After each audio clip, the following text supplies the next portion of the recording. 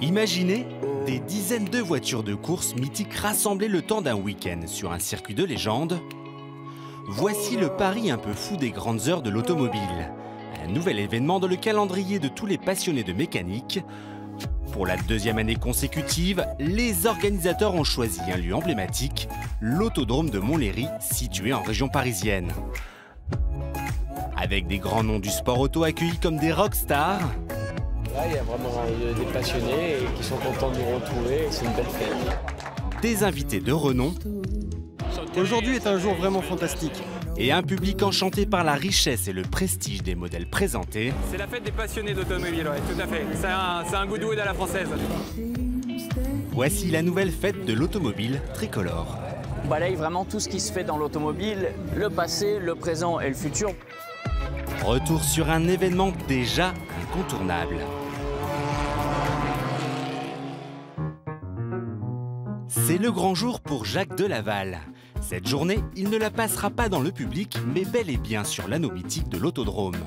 Après une carrière bien remplie en tant que copilote de rallye, ce nostalgique s'est invité ici avec sa Porsche 911 et pas n'importe laquelle. La voiture, c'est la réplique de la Porsche 1976 qu'on avait utilisée pendant le Tour 76 et dont j'ai fait faire une réplique exacte pour courir le Tour Auto 2016, 40 ans après, avec le même équipage, Guy Fréquelin et moi-même.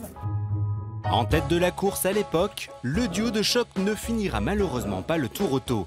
En cause, un accrochage fatal, un souvenir un peu amer pour Jacques Delaval. 40 ans plus tard, sa 911 RSR retrouve la lumière avec cette réplique parfaite.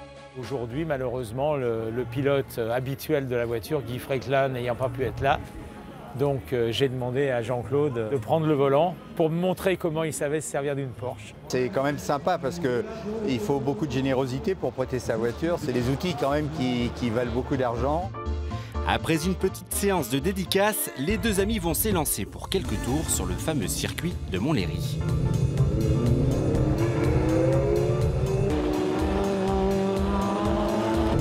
Et à première vue, Jean-Claude Andruet n'a rien perdu de son coup de volant.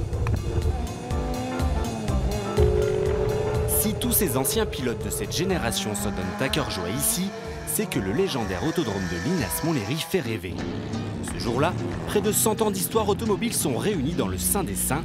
Pour les organisateurs, choisir ce lieu était une évidence.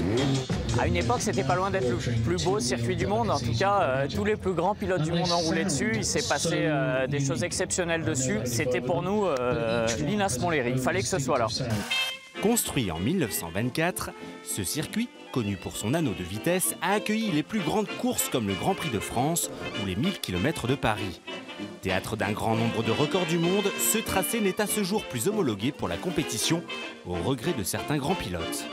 C'est toute ma jeunesse, puisque la première école de pilotage à laquelle j'ai participé, c'est ici. Ma première victoire, c'est à Montlhéry, en Lotus 7, en Formule 3 aussi. Essayer de faire revivre l'autodrome, c'est une bonne idée.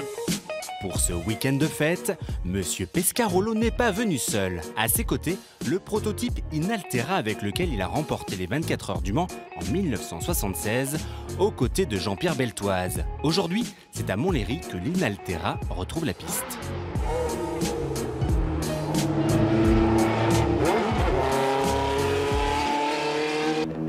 Voiture de course d'avant-guerre, monoplace des années 70, et même quelques motos vintage, il y en a pour tous les goûts. En famille ou entre amis, le public se régale. Super, franchement on est bien, il fait beau et j'ai vu plein de voitures et surtout des Peugeot que j'adore. J'ai emmené mon fiston parce qu'il adore les voitures, particulièrement les Porsche d'habitude. Et là ça permet de transmettre ce que moi j'ai eu dans ma jeunesse. C'est quoi que tu préfères toi? Franchement je les aime toutes, je pourrais pas dire laquelle je préfère. De les voir tourner, de les voir piloter, c'est un spectacle incroyable et ça fait vraiment plaisir. Mais celles qui fascinent le plus, ce sont les fameuses Groupe B. Un nom de code qui correspond à la catégorie reine des rallyes dans les années 80. Préparés pour la course, les 205 T16 et autres Audi Quattro pouvaient atteindre jusqu'à 600 chevaux. Après de dramatiques accidents, ce championnat fut interrompu en 1986. Alors aujourd'hui à Montlhéry, même les pilotes sont en pleine effervescence. Bien heureux d'être ici avec ce plateau, un accueil fabuleux, une organisation digne de ce nom. J'ai une pression dingue pour que tout se passe bien. C'est vous qui avez amené les T16, c'est ça? Oui, c'est moi qui les ai amenés. Mais repassez me voir parce qu'il faut que j'y aille là. Une fois sur la piste, les légendes du groupe B ont fait le show, la 205 T16 en tête.